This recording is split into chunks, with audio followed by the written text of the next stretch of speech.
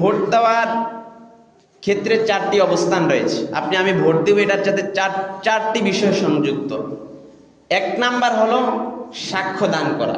ভোটের মাধ্যমে কি দেওয়া হয়? সাক্ষ্য দেওয়া হয়। আসলে এই কথাগুলো মনোযোগ দিয়ে বুঝবেন। ভোটাধিকারের মাধ্যমে কি দেওয়া হয়? সাক্ষ্য দেওয়া হয়, এক নাম্বার। দুই নাম্বার হলো আপনি উকিল নিযুক্ত করেন। আপনার ভোটের মাধ্যমে আপনার এবং এই এলাকার জন্য পুরা বোরহানুদ্দিন দৌলত খান বা এমন প্রত্যেকটি আসনের জন্য একজন কি নিযুক্ত করেন? উকিল নিযুক্ত করেন, দায়িত্ব দেন। তিন নাম্বার সুপারিশ করতেছেন। ভোটের মাধ্যমে কি করতেছেন? সুপারিশ করতেছেন। একটা ভোট দিতেছেন, আপনি যার পক্ষে তার পক্ষে আপনি কি করতেছেন? সুপারিশ করতেছেন। চার নাম্বার, এই ভোটটি হচ্ছে আপনার জন্য একটি আমানত। কি আমানত? এই চারটা বিষয় ভোটের আপনার প্রত্যেকটি ভোটারের সাথে যুক্ত আছে।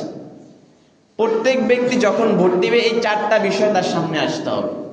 এক নাম্বার হলো সাক্ষ্যদান করতেছেন। দুই নাম্বার হলো আপনি তাকে উকিল নিযুক্ত করতেছেন, অর্থাৎ আপনার দায়িত্বভার তার উপরে দিতেছেন। তিন নাম্বার হলো আপনি তাকে এরকম ভাবে সুপারিশ করতেছেন।